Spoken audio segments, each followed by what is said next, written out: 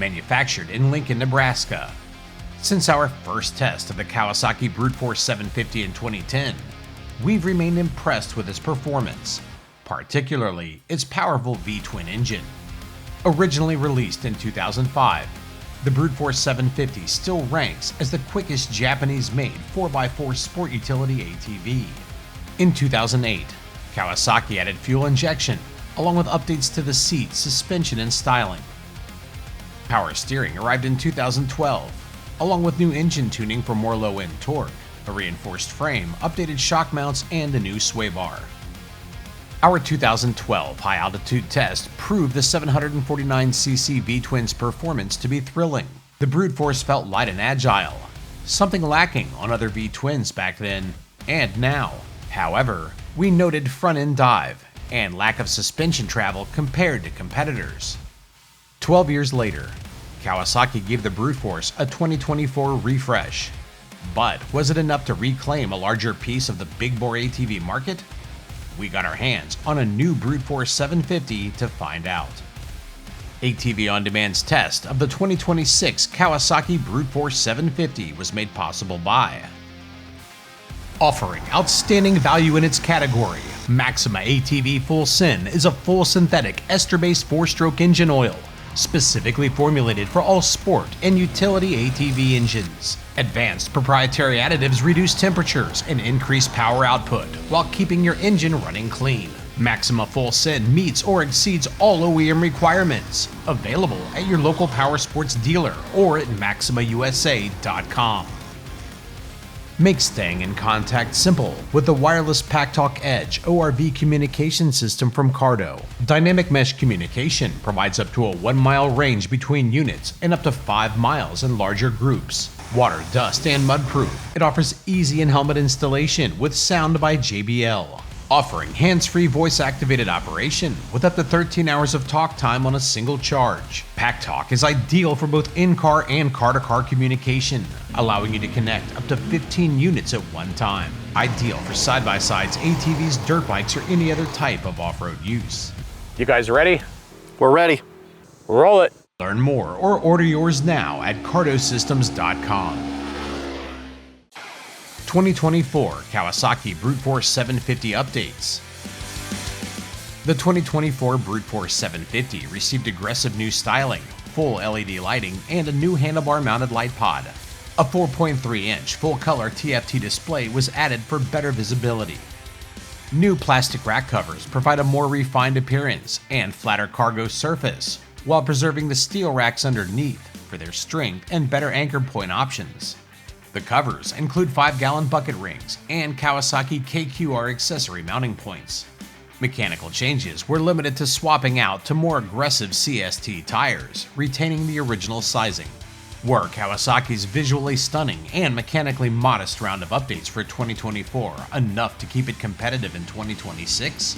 We're about to find out.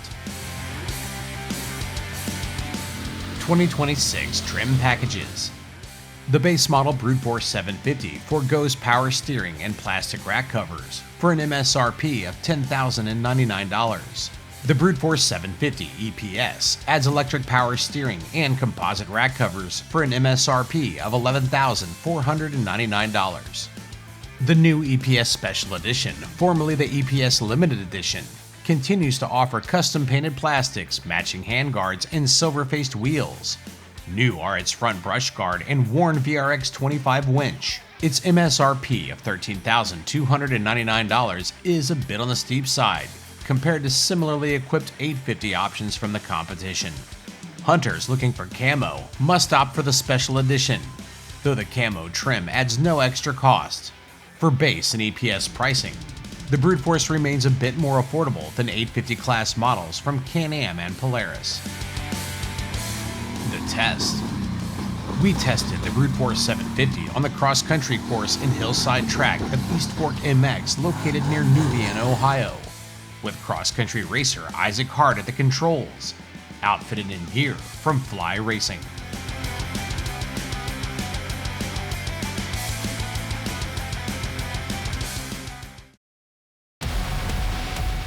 Engine performance.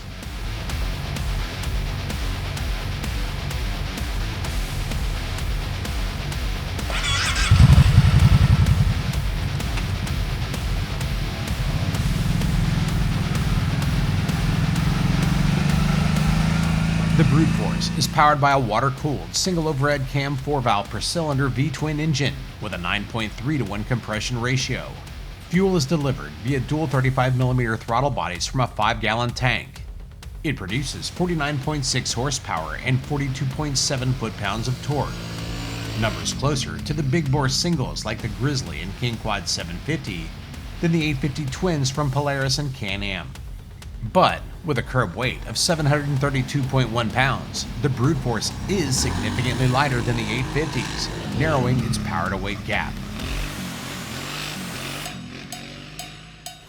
The airbox is located high between the rider's knees and allows easy tool-free filter access. Power is routed through a fully automatic continuously variable transmission with high, low, neutral, and reverse, selected by a gated shifter. It lacks a park setting, relying on a parking brake. Selectable 2- and 4-wheel drive modes include a limited slip front differential, controlled via a switch on the throttle. A variable front differential lock is operated by a small, clutch-style lever on the left handlebar. Throttle response is excellent, with smooth clutch engagement and linear power delivery across a broad RPM range, pulling hard from idle through top end. The Brute Force launches hard, wheelies easy, and delivers aggressive acceleration.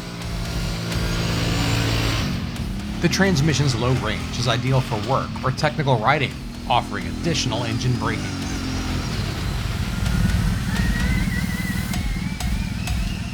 Limited slip 4-wheel drive provided superior steering accuracy in aggressive cornering.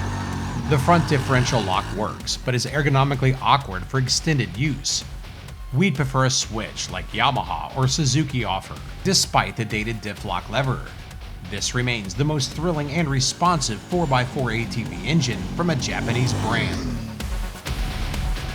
Suspension and handling.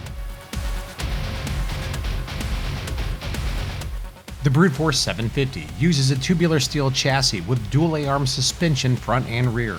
Lightweight plastic skid plates are found under the engine and lower A-arms at both ends. Suspension travel is modest, at 6.9 inches front and 7.4 inches rear, with 5-way preload adjustable shocks. All but the base model includes single-mode electronic power steering. At 46.1 inches wide, the Brute Force is narrower than most full-size 4x4s.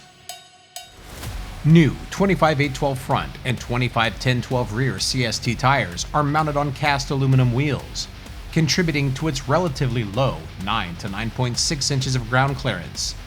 Its lower 35.2-inch seat height helps lower the center of gravity, while its 50.6-inch wheelbase strikes a good balance between agile handling and straight-line stability. To reduce roll-in corners, we increased tire pressure from 4 to 7.5 pounds in adjusted preload settings. We firmed up the front shocks completely and added 1 notch of preload to the rear. These changes helped stabilize front-end body roll, while still allowing the back end to squat and stabilize the back end under acceleration, assisted by the rear sway bar. While not as plush as some, the suspension doesn't feel harsh over smaller bumps. Bottoming resistance is surprisingly good, even when landing from several feet of air. However, in choppy terrain, rebound damping feels inadequate, resulting in some minor kicking. More travel could improve small bump compliance without hurting bottoming resistance, and could help settle the ride in choppy, whooped-out terrain. For Brute Force owners, adding a set of adjustable shocks from Elka Suspension would allow you to tune the ride to be plusher or firmer and more composed, while allowing the machine to be better adapted to various cargo loads. Elka shocks are completely serviceable and rebuildable, unlike the stock shocks, so their superior performance can be maintained for the life of the machine. They'd be our first upgrade for the Brute Force 750. Shop Elka Suspension offerings for the Brute Force 750 at elkasuspension.com.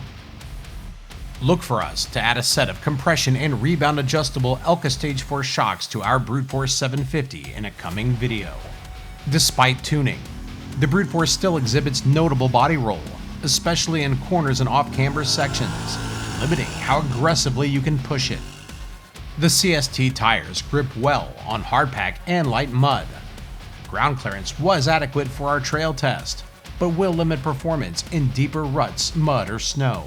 Steering is precise, especially in limited slip four-wheel drive. Power slides take effort due to the grippy tires and the machine's narrow width. Agile in tight woods, it's relatively stable in a straight line as long as the terrain isn't too whooped out. Electronic power steering offers decent steering effort reduction, but could provide more assistance at low speeds and better filtration of bump feedback to the steering.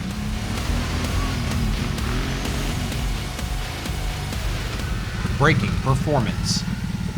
Braking is handled by dual 176mm discs with dual piston calipers up front and a sealed, oil-bathed multi-disc rear brake. The front brakes offer good power and feel. The rear system is low maintenance and offers decent power, but feels soft through the lever or the pedal. Front and rear brakes are operated separately, improving rider control.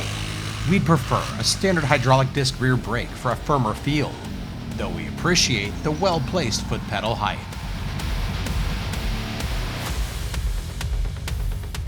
Ergonomics and other details. Ergonomics are pretty comfortable. Isaac found the Brute Force required a good amount of body English to control. At 6'1", he did occasionally contact the front fenders with his knees. The midsection is relatively narrow and the seat is comfortable, though slightly firm, aiding rider mobility. Splash protection is excellent, thanks to the wide fenders and narrow stance. The metal foot pegs could be a bit taller for better pivoting and clearance in mud and snow. Aside from the awkward diff lock lever, all controls are high quality and well positioned.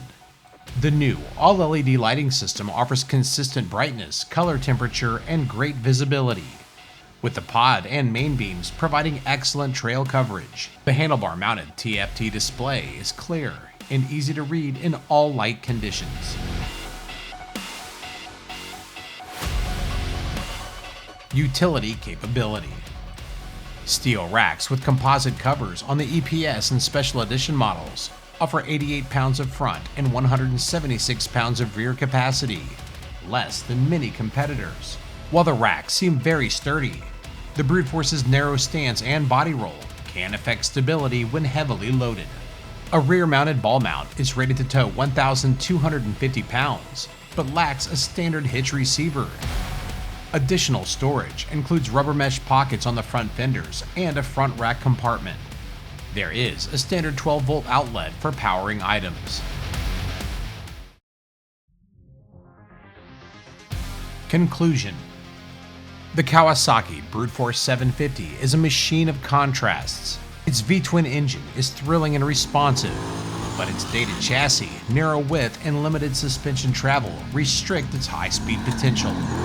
That said, for casual to intermediate speed trail riding, hunting, or work, it delivers capable, dependable performance and a lot of fun. If Kawasaki ever releases a 1000cc model, they've said it would require an entirely new chassis.